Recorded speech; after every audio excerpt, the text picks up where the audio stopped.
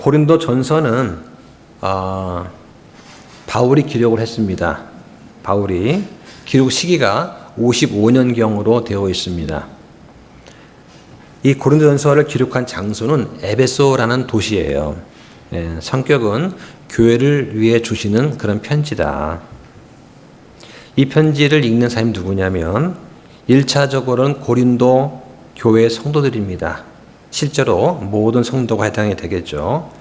바울이 2차 선교 여행을 하면서 이 고린도 지역을 방문하게 됩니다. 그때 아굴라와 브리스길라라는 부부를 만나게 돼요. 그래서 1년 6개월 동안 거기 있으면서 교회를 세우게 됩니다. 그 내용이 사도행전 18장 1절 7절에 나오죠. 고린도 교회는 주로 이방인들이 많았습니다. 그리고 일부 유대인이 있었어요. 당시 로마 통치가 있었던 항구 도시입니다. 근데 흔히 항구 도시 지역이 그렇듯이 이 고린도 지역도 죄와 방탕과 사악함이 만연했던 그런 도시였습니다. 고린도 전서의 주제는 교회의 머리가 되시는 예수 그리스도와 몸의 지체가 되는 성도들 사이의 관계를 말하고 있습니다.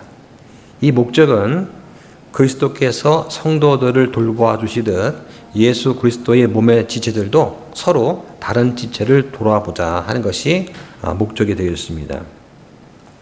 자, 이 전서의 주 내용이 뭐냐? 바울이 선교 여행을 하면서 고린도 교회 문제점들을 듣게 됩니다. 그래서 이 편지를 통해서 고린도 교회를 책망하는 그런 내용이 되겠습니다. 이 고린도 교회 문제는 육적인 그리스도인들이 많은 교회에서 항상 발생하는 그런 문제였습니다. 그러니까 오늘날 대부분의 신약교회에서도 이 고린도 교회에 있었던 문제가 지금도 일어나고 있다고 봐도 크게 벗어나지 않습니다. 지금은 없지만 그 당시에는 유행했던 영적 선물, 영적 은사가 있었습니다. 그래서 뭐 병 고치고 기적을 일으키고 방언하고 또 대언하고 이런 게 있었거든요. 지금은 대부분 사라졌습니다. 근데 그런 것들이 이 고린도 교회의 교인들한테 도움이 주기도 했지만 어떻게 보면은 그들의 믿음을 흔드는 그런 것도 될 수 있었다. 그래서 기복신앙 또는 번영신학, 신비주의를 추구하는 오늘날 교회에서도 흔하게 발견되는 그런 것들이 있습니다. 자, 내용은 16장으로 구성이 되어 있고 13장은 우리가 잘 아는 사랑장입니다. 또 15장은 부활장으로 알려져 있습니다. 그러니까 고린도 전서 그러면 주제가 무슨 핵심어가 사랑인 것 같죠. 그죠? 사랑장 유명하니까. 근데 사실 이 고린도 전서에는 가장 많이 나오는 단어가 지혜입니다. 지혜란 단어가 신약 성경에 101번 나오는데 이 고린도 전서에만 34번 나와요. 그러니까 신약 성경에서 가장 많은 지혜를 다루는 책이 이 고린도 전서입니다. 그럼 사랑은 어떠냐? 사랑이라는 단어가 신약에 355회 나옵니다. 그런데 사랑이 가장 많이 나오는 책이 어디냐? 요한복음이에요. 57회가 나옵니다. 두 번째는 요한 1서입니다. 그 짧은 장에 요한 1서에 51회나 나와요. 그러니까 사실은 분량 대비 가장 많은 사랑을 언급하는 곳은 요한 1서. 둘 다 요한이 썼죠. 그럼 가장 적은 곳은 어디냐? 딱 한 번 나옵니다. 사랑에 대해서. 사도행전입니다. 사도행전은 사랑이 한 번밖에 안 나와요. 그리고 고린도 전서에는 21번 나오는 그 단어가 되겠습니다. 핵심 구절은 모든 것을 품위 있고 질서 있게 할지니라 하는 14장 40절 말씀을 핵심 구절로 삼을 수 있습니다. 자, 먼저 전체 개요를 말씀을 드릴게요. 자, 이 고린도 전서는 바울이 잘 알고 있던 고린도 교회 공동체에 보낸 서신입니다. 자, 이 고린도가 항구 도시였습니다. 거기에는 그리스와 로마의 신전도 있었죠. 거대한 경제의 중심지였습니다. 그래서 바울은 대도시니까 여기를 전략적 선교지로 삼습니다. 사도행전 18장에 아가야라는 지역이 나옵니다. 자, 한번 그림 보실까요? 자, 지도 보이시죠? 자, 여기 보면은 아가야가 있고 그 바로 밑에 고린도가 있습니다. 아가야 지역의 수도가 고린도예요. 그리고 고린도에서 동쪽으로 한 60km 정도 지나가면은 거기에 아테네가 나오죠. 그죠? 그래서 아테네 신전, 그러면 그리스 로마 신전이 다 여기 있습니다. 자, 그래서 이제 지중해하고 에게해 그 사이에 위치해 있는 그런 도시가 됐습니다. 사도 바울이 2차 전도 여행을 떠날 때 그때 방문했던 지역이 고린도가 되겠습니다. 자, 그런데 이 바울 시대의 고린도는 좀 다른 도시였어요. 원래 옛 고린도가 있었습니다. 그래서 펠로폰네소스 전쟁이 일어났을 때 로마에 의해서 기원전 146년에 이 옛 고린도가 멸망을 합니다. 그리고 이 신들에게 바쳐진 도시였던 이 고린도가 다시 재건되기까지 100년이 걸려요. 그래서 기원전 46년 그때 율리우스 카이사르, 줄리우스 시저죠. 이 카이사르가 도시를 재건하고, 그리고 그 당시 이 빌립보란 도시처럼 퇴역 군인들 또 자유인이 되었던 그 도시민들의 식민지를 위해서 이 고린도 도시를 세운 것입니다. 그래서 이름을 율리아 코린토스라고 이름을 짓기도 했습니다. 인구가 당시에 한 40만 명 됐다고 합니다. 그래서 지중해에 가장 유명했던 상업의 중심지였어요. 그러다 보니까 온갖 인간의 그 사악함, 악덕이 만연하는 그런 곳이기도 했습니다. 그래서 그 아프로디테, 그 비너스 신전, 그것이 바로 가장 부패했던 예로 찾아볼 수가 있는데요. 그 당시에 종교 이름으로 매춘에 그 헌신하는 여사제가 1000명이 있었다고 합니다. 그래서 이렇게 항구 도시고 퇴폐적인 이 도시에 교회가 세워졌다는 거, 이게 정말 놀라운 그러한 사실입니다. 자, 여기서 1년 반을 보내면서 바울이 성도들과 교제를 하면서 예수님을 전했습니다. 그리고 예수님의 제자가 되겠다는 사람들과 함께 교회 공동체가 세워졌습니다. 자, 그런데 문제가 생겼습니다. 바울이 1년 반 동안 여기 교회를 세우고 나서 다른 지역을 다니고 있는데, 근데 고린도 교회에서 좀 안 좋은 소문 들리는 거예요. 예전 같지 않다 하는 그러한 소식을 듣게 됩니다. 어떤 문제가 있었느냐? 교회 내 분열의 문제, 성적인 문제, 음식 문제, 예배 모임에 관한 문제, 또 부활에 관한 문제가 있었어요. 대부분 보면은 교리적인 문제라고 볼 수가 있습니다. 자, 그래서 어떤 문제가 있었는지 좀 전체적인 대목을 먼저 말씀을 드리면 좋을 것 같아요. 그러니까 고린도전서의 전체적인 좀 흐름을 좀 보신 다음에 그 다음에 한 구절씩 읽어 나가는 방식으로 공부를 하도록 하겠습니다. 자, 1장부터 4장까지는 고린도 교회 안에 발생한 분열의 문제를 다루고 있습니다. 그래서 이 고린도 도시가 아주 부도덕한 환경에 처해 있었습니다. 당연히 교회도 그런 영향을 받았겠죠. 교회를 분열시키고 예배를 방해했던 가장 큰 원인이 뭐냐? 교만이었습니다. 그래서 바울이 고린도를 떠난 다음에 아볼로라든가 베드로 같은 다른 리더가 이 지역을 방문하게 됩니다. 그러면 교인들은 저 사람이 바울 다음에 예수님의 수제자였던 베드로래. 그래? 저 사람은 말을 저렇게 잘한다네. 그 사람이 아볼로래 하면서 나는 바울파다. 나는 아볼로파다. 나는 게바, 베드로죠. 나는 게바파다. 이렇게 파당이 생겨났습니다. 이 아볼로라고 하는 인물은 에베소에서 아굴라와 브리스길라를 만나서 복음에 대해 듣게 됩니다. 자, 이 아볼로라는 사람이 원래가 알렉산드리아에 있던 유대인이었어요. 학문적으로 아주 능했던 그런 인물입니다. 말도 잘했다고 합니다. 자, 그런데 문제가 뭐냐? 이 아볼로라는 인물은 요한의 침례밖에 몰랐어요. 그 예수님께 주시는 그 침례, 성령의 침례, 이거는 알지 못했던 것이죠. 그래서 아굴라와 브리스길라를 통해서 복음에 대해서 다시 듣게 됩니다. 그리고 이 복음의 정수를 배우고 유대인들을 바른 길로 인도하게 되죠. 자, 근데 문제가 뭐냐면 바울이 쓸 때는 바울 말을 잘 듣다가 바울이 떠나고 아볼로가 오고 또 베드로가 오니까 성도들이 각자 자기 입맛에 좋은 대로 리더를 정해놓고 그들을 따라갔습니다. 그리고 다른 리더 따르는 사람들은 비난하기 시작한 것이죠. 나는 아볼로파니까 바울파는 저리 가, 교제 안 해, 이렇게 밀쳐냈던 것입니다.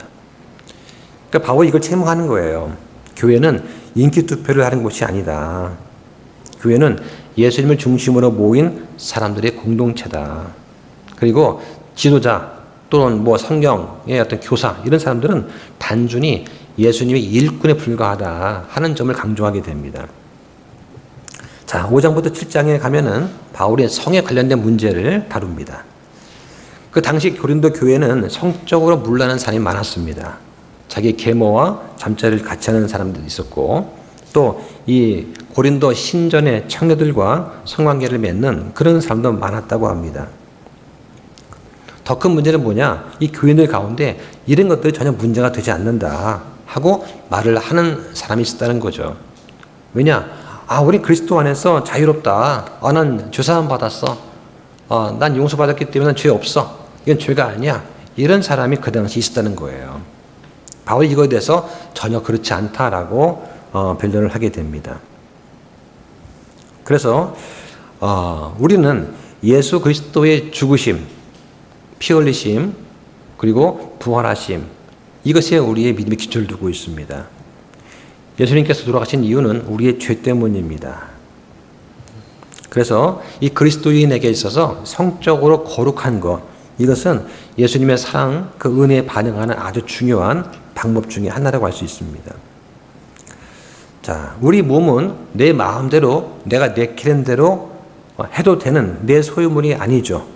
우리는 모두가 예수님의 핏값으로 사신 예수님의 소유물입니다. 그래서 바울은 이 점을 아주 분명하게 강조를 합니다. 그래서 예수님의 제자라면 성적인 문제에 있어서도 결코 어떤 타협도 있으면 안 된다라고 강조를 하게 됩니다.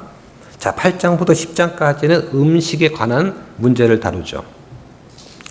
당시 고린도 교회는 그리스와 로마 신들한테 제물로 바친 이 고기를 먹는 문제를 둘러싸고 의견 대립이 있었습니다. 이 문제를 놓고 유대인들과 또 이방인 그리스도인들 사이에 분열이 일어났던 것이죠.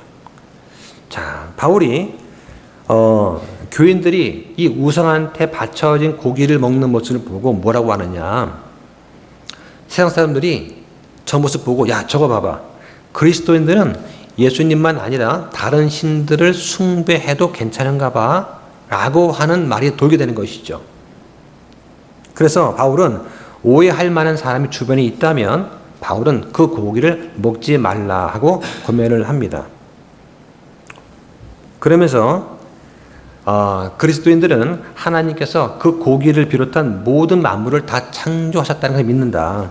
그래서 신전의 우상들이 그저 나무 조각이나 돌덩이에 불과한 것도 우리는 알고 있다. 그러니까 주변에 여러분의 행동을 오해할 만한 사람이 있고 또 배가 오해할 만한 사람이 없고 또 내가 배가 고프면 그 고기를 먹어도 된다고 하는 것이죠.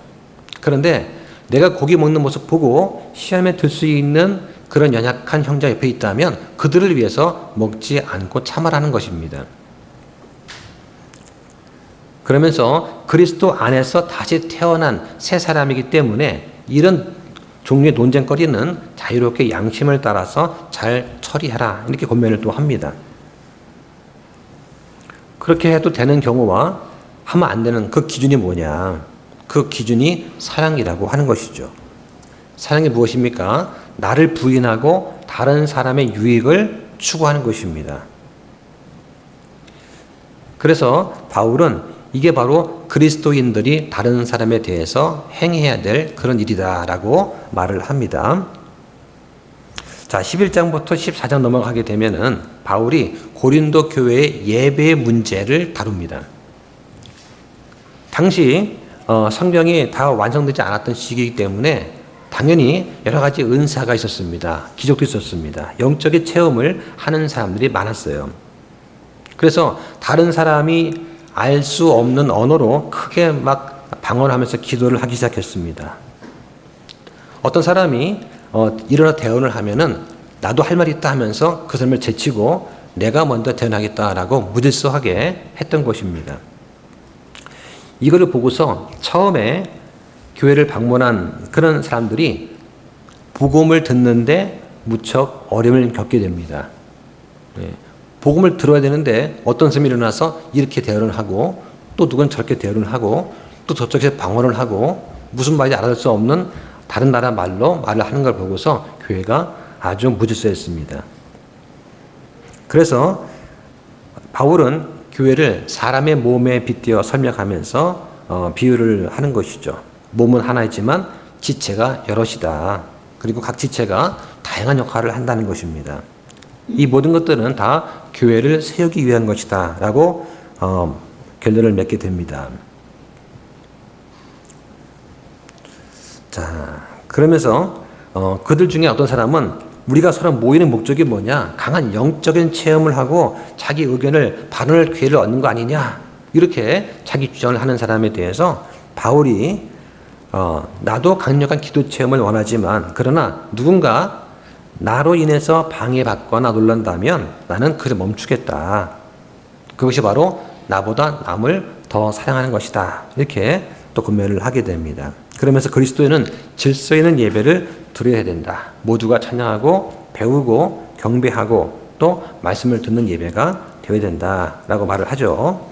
자, 마지막 15장에서 예수님의 부활 그리고 미래의 소망에 대해서 바울이 다룹니다.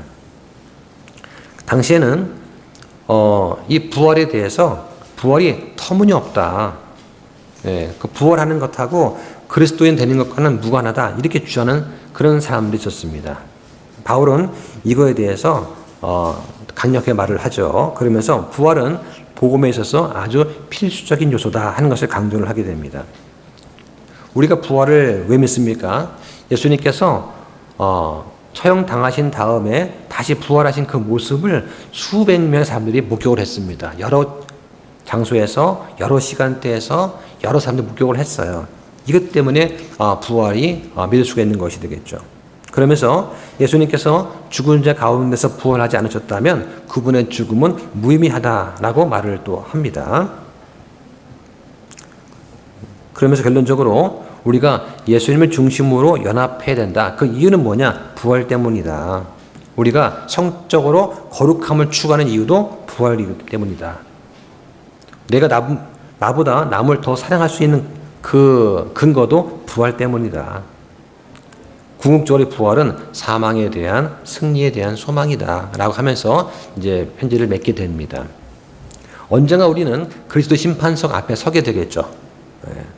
부활합니다. 또는 휴거합니다. 그럴 때 우리가 청지기로서 심판받게 되는 이걸 생각한다면 당연히 우리가 이 땅에서 어떻게 살 것인가 하는 것이 잘 구분될 수 있을 것입니다. 자, 오늘은 1장부터 보겠는데요. 1장 공부하는 목적은 그리스도의 몸은 분열을 용납하지 않는다는 것, 이것을 이해하는 것입니다. 자, 1절부터 먼저 보겠습니다. 하나님의 뜻을 통해 예수 그리스도의 사도로 부르심을 받은 바울과 우리 형제 소스데네는 네, 지금 바울 특유의 인사말이 나오죠. 바울은 이방인의 사도로 부르심 받았습니다. 사도로 부르심 받았기 때문에 그의 직분은 권위가 있었죠. 그래서 하나님께서 바울을 부르시는 장면이 사도행전 9장에 나옵니다. 자, 여기 보니까 소스데네가 나오는데요. 소스데네는 그 당시 유대인 회당의 치례자였던 사람이 그리스보였어요. 이 그리스보가 회당장이었는데 그만 주님을 믿고 사임을 하게 됩니다. 그 후임으로 온 사람이 소스데네예요. 그 내용이 사도행전 18장 8절에 나옵니다. 자, 그래서 이 바울은 보면은 성경 기록을 직접 기록하기보다는 말로 구술을 하고 옆에서 다른 사람이 기록한 경우가 많았습니다. 그리고 이 소스데네도 아마 이 일을 했을 거라고 생각이 됩니다. 그러다 보니까 고린도 교회 성도들이 이 편지를 읽으면서 소스데네군 하면서 아마 잘 알고 있지 않았을까 생각이 되는 거죠. 자, 2절 보겠습니다. 고린도에 있는 하나님의 교회 즉 그리스도 예수님 안에서 거룩히 구별되고 성도로 부르심을 받은 자들과 또 각지에서 우리 주 곧 그들과 우리의 주이신 예수 그리스도의 이름을 부르는 모든 자들에게 편지하노니. 네. 저기 화면 됐죠? 네. 자, 하나님의 교회는 그리스도 예수님 안에서 거룩히 구별되고 성도로 부르심 받은 자들이다. 이렇게 정의를 내리고 있습니다. 이런 사람이 성도죠. 성도란 말이 영어로 saint입니다. 성경에 100번 나옵니다. 자, 그런데 천주교회 세인트하고 교회에서 말하는 세인트는 다릅니다. 천주교 세인트는 사람이 만든 거예요. 특히 죽은 사람을 기리기 위해서 만든 제도가 성인 제도죠. 근데 교회 세인트는 하나님께서 구분하신 겁니다. 성도의 종류가 있습니다. 구약 성도가 있고 신약 성도가 있고 환란기 성도가 있고 천년 왕국의 성도들이 있습니다. 여기 보니까 그리스도 예수님 안에서 하고 이런 표현이 나옵니다. In Christ Jesus라는 영어 표현이 성경에 40회 나옵니다. 자, 사람의 근본 문제는 죄 문제였습니다. 죄 때문에 사람은 불행하게 되었고 하나님의 진노 아래에 있게 되었죠. 사람은 아주 부패한 죄인들이었습니다. 어떻게 할 수가 없었습니다. 그런데 예수님께서 하나님의 뜻을 따라서 이 땅에 오셨습니다. 그리고는 사람들의 죄와 형벌을 다 담당하셨죠. 그래서 우리의 죄 씻음과 거룩하여지는 것, 이것이 구원이라고 할 수 있습니다.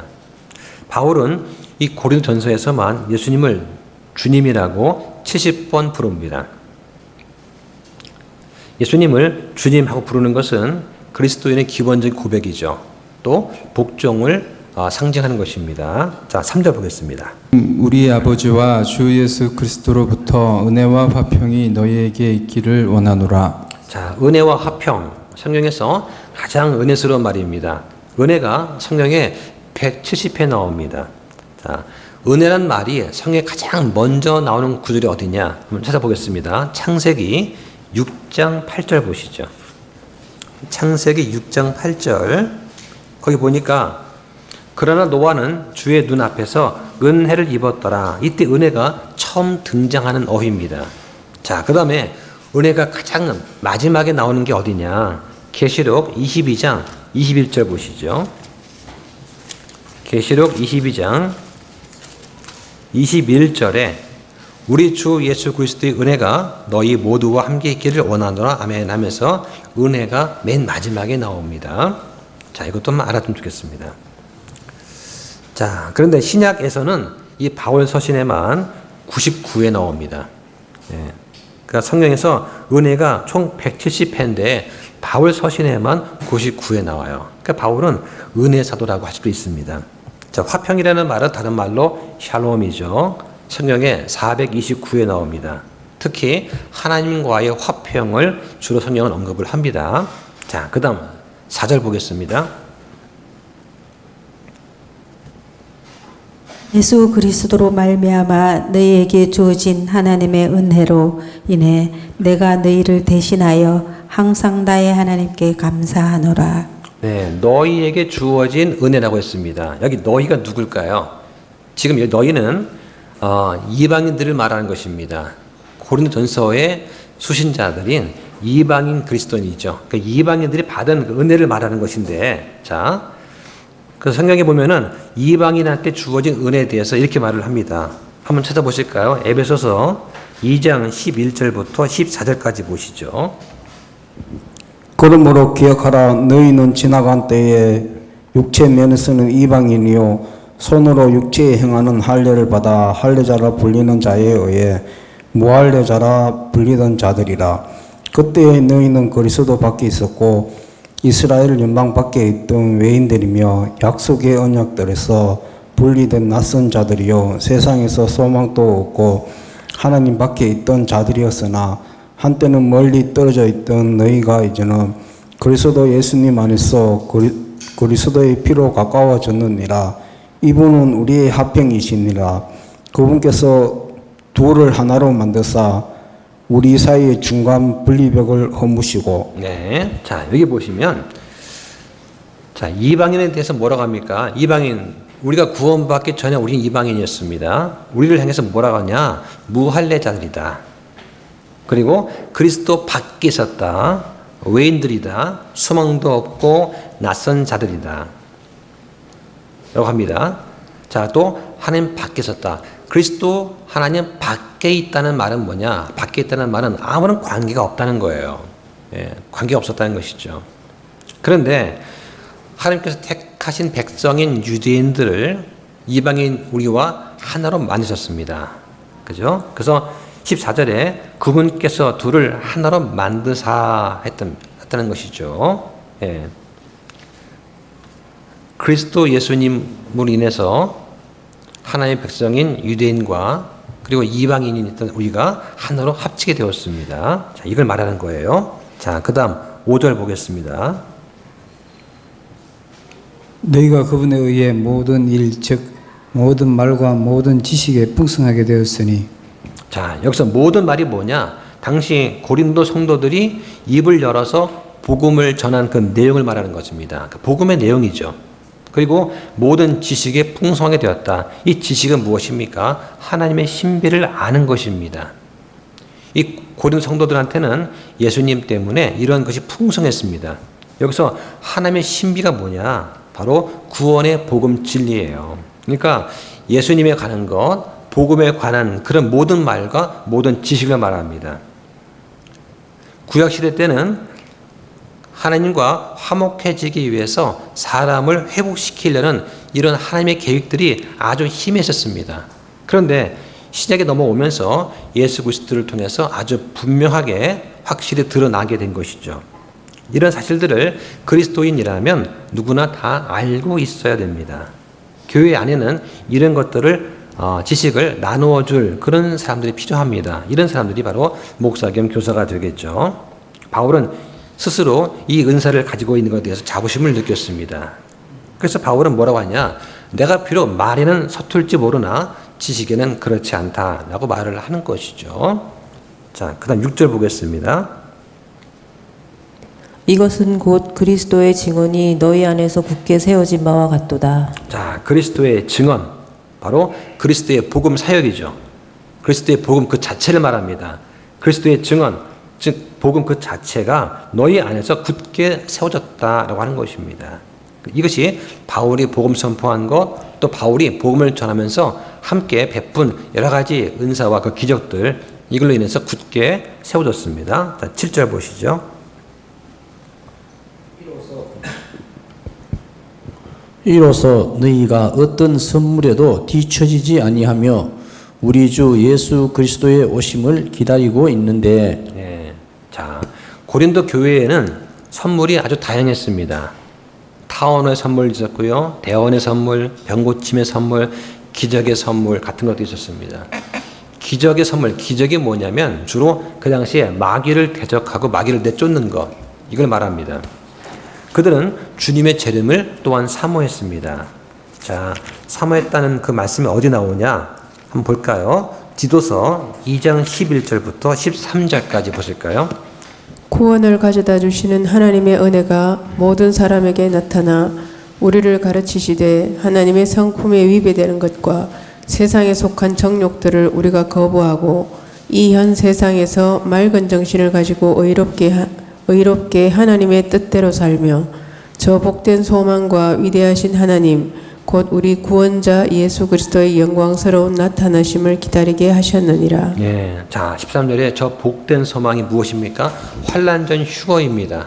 그렇죠? 예, 가능하면은 우리가 죽음을 보지 않고 환난 전에 휴거하는 것이 큰 복 아니겠습니까? 예. 사도 바울도 자신이 죽기 전에 휴거 될 걸로 그렇게 믿고 기대하고 있었어요. 예. 그 다음에 예수 그리스도의 영광스러운 나타나심, 바로 그리스도의 공중 강림을 말합니다. 그리스도께서는 두 번 오시죠. 공중 강림과 지상의 강림입니다. 공중에 강림하는 것은 우리 신약 성도를 위해 오시는 거예요. 그리고 이 땅에 강림하실 때는 그때는 그 믿지 않았던 유대인들을 회복시키는 그런 것이죠. 자, 그 다음 8절 보겠습니다. 그분께서 또한 너희를 끝까지 견고하게 하사 우리 주 예수 그리스도의 날에 너희가 책망받을 것이 없게 하시니라. 자, 여기 보니까 그리스도의 날 나옵니다. 그리스도의 날을 다른 말로 주의 날이라고도 부릅니다. 예수 그리스도의 재림과 관계된 날입니다. 그리스도께서 영광과 존귀를 받는 때를 말하죠. 그때가 휴거 때부터 환란기까지 또 천년 왕국과 포함하게 됩니다. 자, 하나님께서는 그리스도께서 강림하실 때까지 우리를 흠없이 견고하게 보존해 주시겠다라고 약속을 하셨습니다. 자, 그 내용이 한번 찾아볼까요? 데살로니가전서 5장 23절을 보시죠. 화평의 바로 그 하나님께서 너희를 온전하게 거룩히 구별하시기를 원하며 또 너희의 온 영과 혼과 몸이 우리 주 예수 그리스도께서 오실 때까지 흠없이 보존되기를 내가 하나님께 기도하노나. 네, 그렇습니다. 그래서 우리를 흠없이 아주 견고하게 보존해 주신다고 약속을 하셨고 또 이렇게 말씀하십니다. 자, 9절 보겠습니다. 우리를 부르사 자신의 아들 예수 그리스도 우리 주와 교제하게 하시는 하나님은 신실하시도다. 자, 여기 보니까 신실하다라는 말이 나오죠. 자, 우리는 신실하지 못하지만 하나님은 신실하십니다. 영어로 faithfulness, 신실함은 하나님의 기본 속성 중에 하나입니다. 하나님께서 자신과 자신의 창조하신 창조 세계에 보이시는 그런 충성을 신실하시다라고 말을 합니다. 이런 신실하심은 여러 군데에서 찾아볼 수가 있어요. 먼저 자연을 보시면 사계절이 있습니다. 해가 뜨고 집니다. 해가 뜨기만 하고 지지 않으면 아주 위험해지겠죠. 그래서 이게 신실하신 겁니다. 봄이 오고 여름이 오고 가을이 오고 겨울이 오는 것도 신실하심에 근거하는 것입니다. 자, 또 두 번째, 시험의 때에 하나님은 신실하십니다. 한번 찾아볼까요? 고린도전서 10장 13절 보시죠. 사람에게 공통적으로 있는 시험 외에는 너희가 어떤 시험도 당하지 아니하였나니 하나님께서는 신실하사 너희가 감당할 수 있는 것 이상으로 시험 당하는 것을 너희에게 허락하지 아니하시고 그 시험과 함께 또한 피할 길을 내사 너희가 그것을 감당할 수 있게 하시느니라. 네, 계속 읽어주세요. 이어서 자, 시험의 때에 신실하십니다. 그래서 감당할 수 있는 것만큼 우리한테 시험을 허락하시고 또 피할 길을 내주시겠다. 신실하십니다. 신실이 무엇입니까? 말과 행동이 일치하는 것이죠. 그래서 시험의 때에 우리를 지켜주신다 말씀하셨으면 지켜주시는 거죠. 자, 그 다음에 자녀를 징계하실 때도 신실하십니다. 히브리서 12장 6절 또 보시죠. 네. 주께서는 자신이 사랑하는 자를 징계하시고 자신이 받아들이는 아들마다 채찍질 하시느니라 하셨느니라. 예, 사랑하는 자를 징계하십니다. 이 말씀에 대해서도 신실하십니다. 사랑하면서 징계하지 않지는 않으시죠. 그것이 하나님의 신실하심입니다. 자, 그 다음 네 번째가 있습니다. 우리의 죄를 용서하실 때도 신실하십니다. 요한일서 1장 9절 또 봐주시죠. 만일 우리가 우리 죄들을 자백하면 그분께서는 신실하시고 의로우사 우리 죄들을 용서하시며 모든 불의에서 우리를 깨끗하게 하시느니라. 예, 죄들을 자백하면 용서하시겠다는 그 약속에 대해서 신실하신 겁니다. 좀 큰 죄를 저지르면은 잘못을 하면 용서 안 해주시고 그게 아니거든요. 어떤 잘못을 했더라도 우리가 진심으로 자백하고 회개하면 용서해 주시겠다라고 약속해 줬습니다. 이 약속을 우리가 믿고 기도하는 것이죠. 왜? 하나님의 신실하심 때문이죠. 자, 그 다음 우리의 기도를 들어주실 때도 신실하십니다. 시편 143편 1절 보시죠. 오 주여 내 기도를 들으시고 내 간구에 귀를 기울이소서. 주의 신실하심과 주의 의로우심으로 내게 응답하소서. 예, 기도할 때 들어주신다고 약속하셨습니다.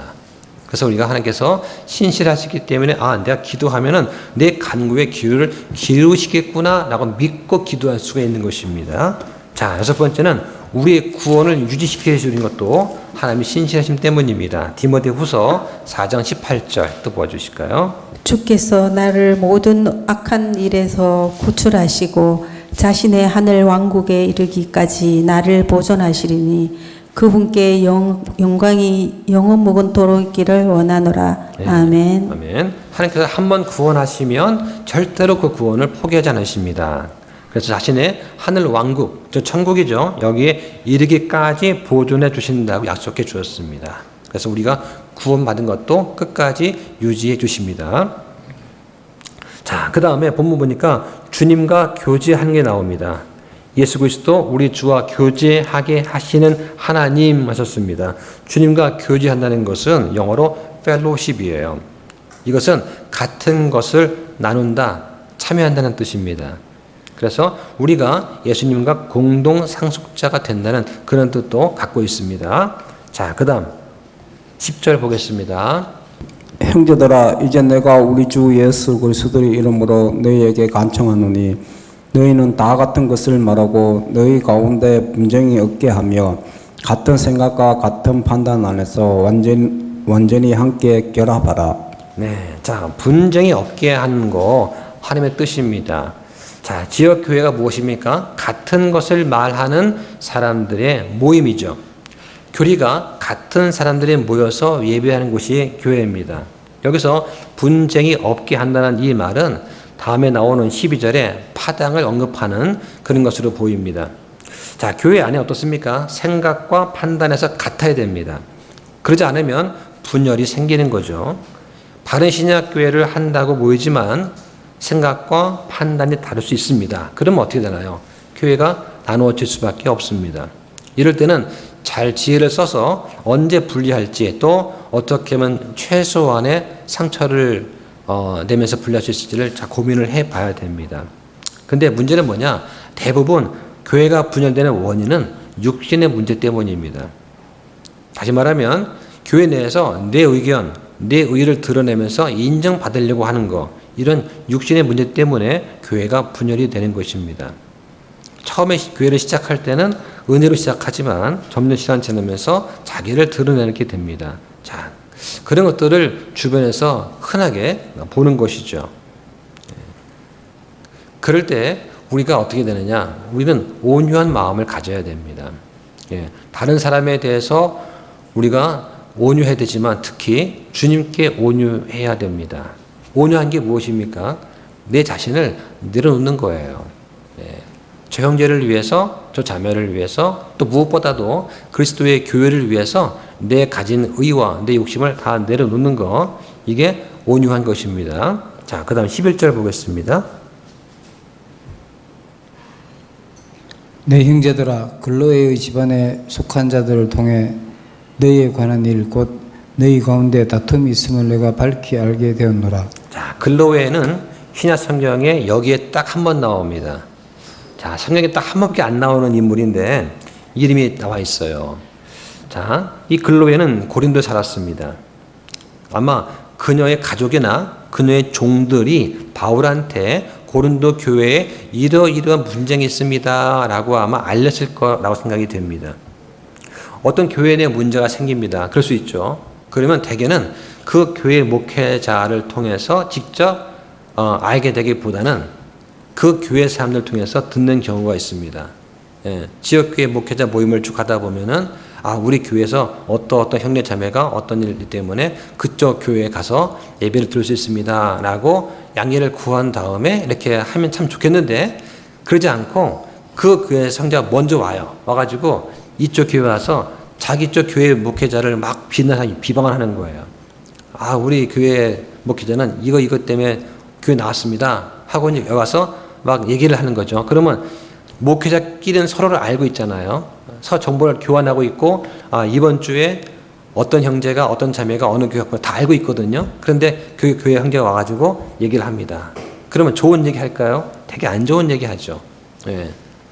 그런데 이미 목회자는 그 얘기를 다 알고 있거든요. 배경을. 근데 그 배경과 똑같은 얘기를 하느냐? 그렇지 않아요. 사람들은 다 자기한테 유리한 쪽으로만 얘기를 합니다. 그러면 그 상대 교회에서는 저 형제자매를 받아들일 수도 없고 나가라 할 수도 없고 아주 불편한 거예요. 그런 일이 지난 2년 동안 비일비재했었어요. 그리고 이쪽에서 또 말이 안 들어주면 어떡하느냐? 저 위쪽 올라갑니다. 큰 교회 가서 큰 교회 가지고 우리 교회 목회자가 이렇습니다. 막 또 비방을 해요. 예. 그러면 이제 지역 교회 목회자 난처해 되는 겁니다. 자, 그런 일들이 지난 2년 동안 진짜 너무 많았던 것 같아요. 자, 그래서 그런 이야기는 덕이 되지 않는 그런 이야기입니다. 예, 근데 그런 일이 고린도 교회도 있었다라고 하는 거예요. 자, 12절 보겠습니다. 이제 내가 이것을 말하노니 그것은 곧 너희가 각각 나는 바울에게, 나는 아볼로에게, 나는 게바에게, 나는 그리스도께 속한다 하고 말한다는 것이라. 자, 전형적인 파당의 모습이 보입니다. 바울파가 있습니다. 바울의 복음을 듣고 개종한 사람들이에요. 난 바울한테 침례받고 난 바울한테 성경 공부했어. 난 바울이 최고야. 그 다음에 바울이 떠났습니다. 아볼로가 왔어요. 아볼로는 아주 말에 능통한 사람이었습니다. 사도행전 18장 24절에 보면은 아주 풍부한 학식 때문에 많은 지식인들이 따랐을 거라고 추정이 됩니다. 그래서 이 바울의 뒤를 이어서 이 고린도 지방에서 말씀 사역을 했습니다. 예, 알렉산드리아 지역 출신이기 때문에 몰라도 학식이 아주 능통했어요. 그러다 보니까 이 아볼로는 바울보다 훨씬 더 유식해 하면서 난 아볼로 따를 거야. 난 아볼로파야. 뭐 그럴 수 있죠. 자, 그 다음에 게바파가 있습니다. 게바는 베드로의 아람어식 이름이에요. 베드로의 지도를 받은 예루살렘 출신의 유대주의자가 있었습니다. 베드로가 원래 유대인들을 위한 그 사역자였기 때문에 유대인들한테 인기가 많았겠죠. 난 베드로파야, 난 게바파야. 그런데 이 세 파 중에 어디에도 속하 있지 않았던 약간 외톨이였던 사람들, 이 세운파가 뭐냐? 난 그리스도파야. 그리스도 복음을 들었어. 예수님을 한 번도 본 적도 없지만 난 바울파는 안 받아주고 아볼로파는 안 받아주고 게바파도 안 받아주니까 끼리끼리 모이자. 우리는 그리스도파야. 이 사람들은 그저 바울을 무시하려는 사람들이었습니다. 이렇게 파당이 지금 지어진 거예요. 중요한 것은 그 당시에 당파가 있었다는 겁니다. 이게 이단 파당이에요. 바울은 그런 당파를 만든 그 정신을 지금 책망하고 있는 것입니다. 자, 13절 보실까요? 그리스도께서 나뉘으셨느냐? 바울이 너희를 위해 십자가에 못 박혔느냐? 혹은 너희가 바울의 이름으로 침례를 받았느냐? 네, 그리스도께서 나누셨느냐? 이것은 당파로 나뉘은 그 고린도 사람들을 책망하고 비꼬는 말입니다.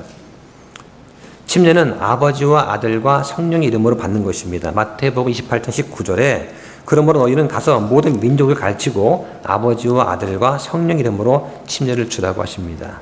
침례는 뭡니까? 예수님과 내가 동일시되는 것입니다. 예수 그리스도께서 죽으시고 묻혔다가 부활하신 것과 내가 동일시가 돼서 나도 내 죄로 인해서 한번 죽었다가 묻혔다가 예수님과 함께 내가 부활하겠다라고 하는 그런 동일시의 믿음을 말하는 거예요. 예수님께서는 교회의 두 규례 중에 하나로서 침례하고 주의 만찬을 주신 겁니다. 자, 그럼 14절과 15절 보겠습니다. 내가 그리스보와 가이오 외에는 너희 중 아무에게도 침례를 주지 아니한 것에 대하여 하나님께 감사하노니 이것은 아무도 내가 내 이름으로 침례를 주었다고 말하지 못하게 하려 함이라. 예, 물론 침례 중요한 겁니다. 그런데 바울은 구원을 더 우선시했습니다. 자, 지금 바울이 제한적으로 침례를 베풀었다고 하면서 감사하다고 말을 합니다. 자, 당시 고린도 교회는 뭐냐? 각 당파에서 자기 파의 세력을 확장시키기 위해서 일로 와봐. 우리 아볼로파에 와. 우리 게바파로 와. 자기 파를 확장시키기 위해서 서로 다투어서 침례를 주었습니다.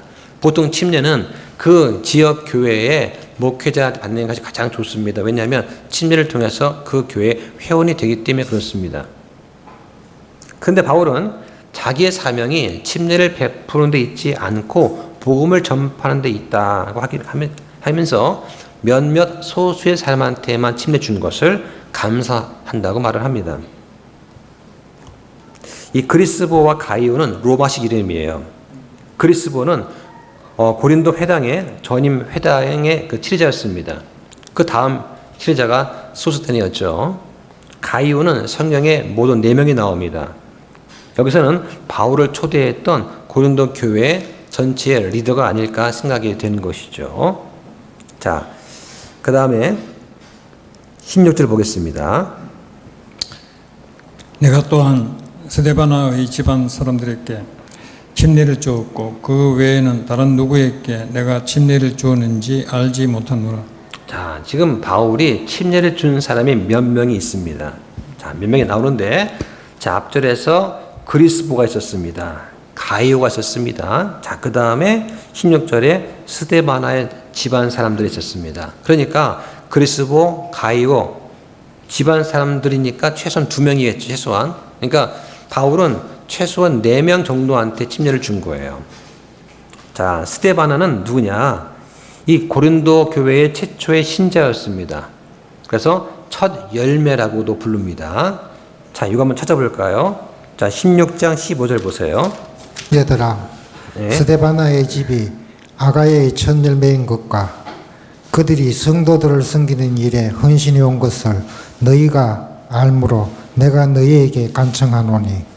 자, 여기 보니까 스데바나의 집이 아가야의 첫 열매다라고 말을 합니다. 그렇죠? 자, 그 다음에 말씀도 찾아보겠습니다. 로마서 16장 5절 보시죠. 또한 그들의 집에 있는 교회에 인사하라. 내가 매우 사랑하는 에베네도에게 문안하라. 그는 아가야에서 그리스도께 첫 열매가 된 자니라. 자, 첫 열매가 된 사람이 에베네도입니까? 스데바나입니까? 헷갈리지 않습니까? 자, 고린도 전서에서는 스데바나의 집안 사람들이 첫 열매라고 하고 있고, 로마서에서는 에베네도가 첫 열매라고 하고 있습니다. 자, 여기서 첫 열매라고 하는 부분을 영어 성경에 찾아보면 first fruits 복수로 되어 있습니다. 다시 말하면 첫 열매들이죠. 그죠? 예. 예수님이 부활하실 때 예수님과 함께 구약의 성도 몇 명이 함께 부활했습니다. 첫 열매들이죠. 첫 열매니까 앞으로 수확이 있을 것을 대비해서 맛보기를 주신 거예요. 이게. 그래서 이 첫 열매라고 하는 것은 복수되었기 때문에 스데바나의 집안 사람들도 첫 열매였고 에베네도도 첫 열매입니다. 그렇죠? 그러니까 첫 열매들 중에 하나를 말하는 거예요. 그렇게 생각하면 아무 문제가 없어요. 근데 이걸 단수로 보게 되면 아니 뭐 여기서는 스데바나가 첫 열매라고 하고 저기서는 에베네도가 첫 열매라고 하네. 이렇게 혼동할 수 있습니다. 그럴 필요가 없이 다 첫 열매입니다. 자, 그래서 first fruit라고 하는 단어를 영어 사전에 보면은 복수이지만 단수 취급한다라고 되어 있는 그런 것이 있습니다. 하지만 우리가 성경을 통해 볼 때 킹제임 성경에 first fruit라고 단수로 쓰여진 것이 2번 나옵니다. 그리고 복수가 32번 나와요. 그러니까 킹제임스 번역한 사람들은 단수와 복수를 이미 구분해 놨습니다. 첫 열매와 첫 열매들을 다르게 말하고 있는 거예요. 그러니까 여기서는 첫 열매들입니다. 원래는. 근데 번역할 때 사전을 그냥 의미를 찾아서 첫 열매 단수라고 썼는데 원래는 복수예요. 그렇게 되면 아무런 문제가 없죠. 에베네도도 첫 열매들 중에 하나고 스데바나 집안 사람들도 첫 열매들 중에 하나다 이렇게 보면 되겠습니다. 자, 그 다음 17절 보겠습니다. 그리스도께서 침례를 주라고 나를 보내지 아니하시고 복음을 선포하라고 보내셨으며 이 일을 말의 지혜로 하지 아니하게 하셨으니 이것은 그리스도의 십자가가 무효가 되지 않게 하려심이라. 네, 하나님께서 바울을 선택하신 목적은 복음 선포입니다. 자, 그런데 바울은 말의 지혜로, 즉 철학이나 미사역으로 하지 않았습니다. 그 당시에 그리스 철학자들은 말로 뭔가를 막 해보려고 노력을 하던 그런 사람들이에요. 그래서 사도행전 17장에 보면 바울이 아테네 가보니까 거기에 스토아파가 있었습니다. 스토아파는 이성을 중시합니다. 금욕주의예요. 또 에피크로사파가 있었습니다. 이 사람들은 쾌락주의예요. 근데 이 쾌락주의가 몸의 쾌락이 아닙니다. 정신적인 쾌락이에요. 즉 마음의 평정을 추구하는 사람들이 그런 의미에서 쾌락주의였어요. 예. 자, 이 사람들이 있었습니다. 그 바울이 가서 복음을 선포하니까 야 한번 들어보자. 너 특이한데 한 번도 못 들어본 거야. 너 이렇게 좀 해보자 하면서 듣고자 했단 얘기죠. 자, 그런데 바울이 철학적인 그런 아주 언면을 가지고 처음에 했더니만 실패했습니다. 사람들이 반응 시큰둥한 거예요. 그래서 그다음부터는 바울이 철학적인 미색을 통하지 않고 그냥 복음만 순수하게 선포하게 됩니다. 그래서 바울은 이 그리스 철학을 중요하게 생각하지 않았습니다. 복음 선포는 영적인 일입니다. 그래서 바울은 말이 서툴렀다. 사실 말이 어눌했다기보다는 다른 철학자들처럼 현학적인 그러한 어휘 사용을 하지 않았다는 뜻으로 해석하는 것이 조금 더 자연스러울 것 같습니다. 하나님의 사역의 성공과 실패 여부는 결코 신자가 많고 적음에 있지 않습니다. 중요한 것은 그 사역이 말씀에 철저하게 근거하고 있는가 하는 거예요. 우리가 반어신약교회를 한다고 할 때 사람의 전통에 따라서 철학이라든가 편가르기 이런 걸로 할 게 아니라 오직 말씀에 근거해서 우리가 자유롭게 모이고 찬양하고 그러면 좋을 것 같습니다. 자, 오늘 여기까지만 하시고 다음에 이어서 하겠습니다. 기도하겠습니다.